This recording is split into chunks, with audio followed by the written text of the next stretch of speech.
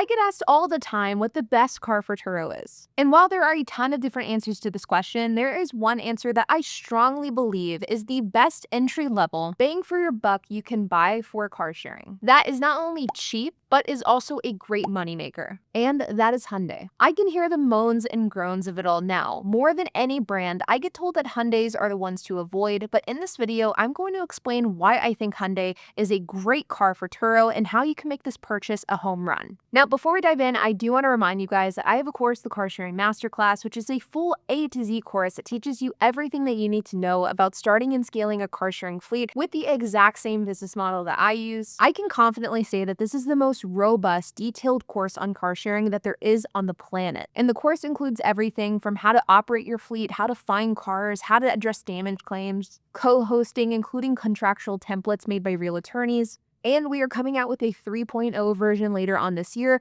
which will include an entire new section on direct rentals. In fact, we are so confident in the quality of the course that we offer a 30-day money-back guarantee, no questions asked. So if you guys want to give it a try, you can do so by clicking the link down in the description below and using the code OFFER100 to get $100 off.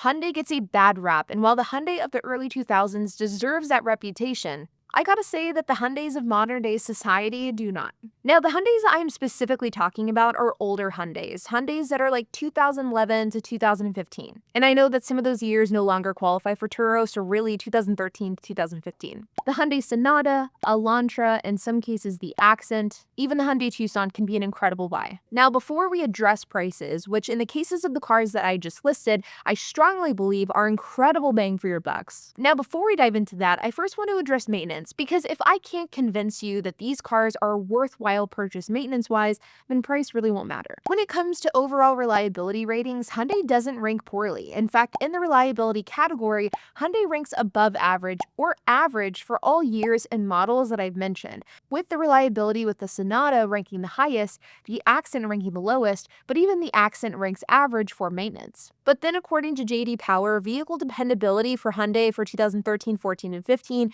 was actually below average. So a bit contradictory there. Now, I am not saying that Hyundai does not have their faults and their problems. They absolutely do. But I believe that today in 2025, there are enough workarounds to these problems to make these cars worth it. Because I do have a solution to the reliability issues that these cars experienced back whenever they were newer. Back through 2013, 2015, and beyond, one of the biggest problems with Hyundai vehicles were their engines and engine failures. In fact, still to this day, anytime I post about buying a Hyundai, somebody leaves a comment saying something to the effect of, "Oh, that engine's going to be dead tomorrow." Years ago, Hyundai got into a lot of trouble due to their engines. Their engines were terrible and they were failing, and Hyundai suffered the consequences. Now, Hyundai was involved in a class action due to these engine failures, and long story short, it resulted in a warranty extension due to a rod bearing issue.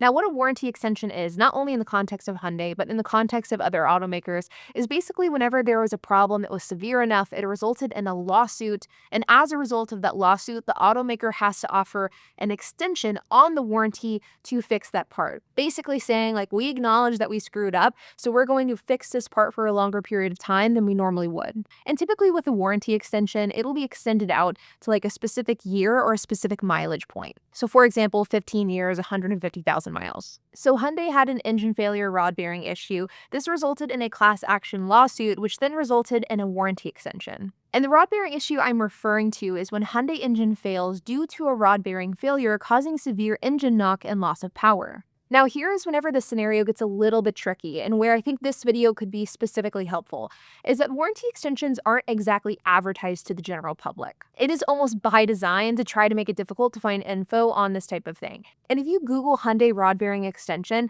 you really won't find a ton of reliable information. But this specific rod bearing warranty extension covers a wide variety of Hyundai models across a wide variety of years. And if you are specifically looking for a car like a Hyundai Sonata, Tucson, or Elantra within the years of like 2011 to 2015, possibly even a bit larger scale than that, you may qualify for this warranty extension. I currently have 5 Hyundais, but over the years, I've either bought or owned 8, and all but one of these cars qualify for the warranty extension. And 3 of my Hyundais have had their engines replaced under this warranty extension, while the other 2 qualify for it and could get their engines replaced if they needed it. Now, as I mentioned, finding information online about this warranty extension, it's not exactly clear, and there's a good chance that depending on where you look, you'll find conflicting information. So here are a few things that you should keep in mind if this is something that is of interest to you. Number one is, as I mentioned, don't trust anything that you see online. There's a lot of conflicting info out there when it comes to the extension, from which vehicles qualify to the length of time for the extension. Number two is that you can qualify for this warranty extension even if you aren't the original owner.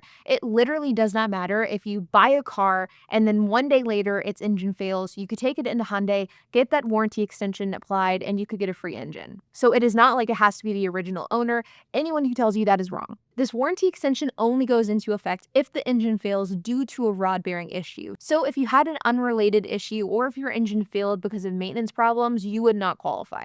On that same point, the car has to have good maintenance. So if you take your car to a Hyundai dealership, they see that there's sludge in the engine bay, you're not going to get that engine replaced, at least not for free. This probably goes without saying, but you can only get the engine replaced one time. And you absolutely, without a doubt, must call a dealership and give them the VIN and specifically ask them if the car qualifies for the rod bearing warranty extension. And you need to do this before you even go look at a car. If my team and I are going to go look at a car to buy, we will call Hyundai before we even go look at the car and really before we even seriously consider buying it. This is because, as I've mentioned, it's a bit difficult to get reliable information on which vehicles qualify versus which ones don't, so it's just best to get it directly out of the horse's mouth and call the dealership. But secondly is because even if a car should qualify, it doesn't necessarily mean that it will. Relatively recently, we were looking at buying a Hyundai that should have qualified for the rod bearing warranty extension, but it was actually flagged within Hyundai's system that it would not qualify because of signs of abuse and not doing proper maintenance. And so this was a car that we definitely would have purchased had it qualified for the extension, but because it didn't, we passed. So you absolutely want to call your dealership. In fact, if you plan on buying a lot of Hyundais, I would encourage you to get a good relationship with some sort of service advisor there. That way you can easily call them up, get a VIN, and they know that they have a customer out of you. And lastly is that even though a lot of resources online say that this is a $150,000 15-year warranty extension, it's actually unlimited. We have been told this directly by Hyundai that as long as your car qualifies and as long as it has good maintenance, if it has a rod bearing failure that causes an engine to fail, you will be able to get it replaced even if that car is 17 years old with 300,000 miles on it. Finding cars that qualify for this warranty extension can be a bit tricky because it does have to be a specific year. It has to make sure to have had good maintenance or at least not be flagged by Hyundai directly. But once you find one that does qualify, you can move forward with that purchase knowing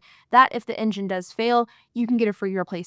This warranty extension has been amazing, and it's been a great way to buy a car at a great price and also get a safety net knowing that if there is an engine failure, there's a good chance that we can get a free engine out of it. Now, hopefully this far into the video, I've at least convinced you that Hyundais are worth considering for your car sharing fleet if they can qualify for this extension. So now let's take a look at the price. I am a firm believer that Hyundai is one of the best bang for your buck cars out there. And when it comes to Turo and the cost of the vehicle versus the daily rate of the car, Hyundai truly can't be beat. You can find good Turo-eligible Hyundais for extremely cheap prices, and these cars come with updated interiors, automatic locks and windows, and they feel like a modern car, and yet they can be purchased for anywhere between $4,000 and $6,000 depending on the car. And these cars are getting rented for between $35 and $50 per day on Turo, depending on your market, making this car an incredible bang for your buck.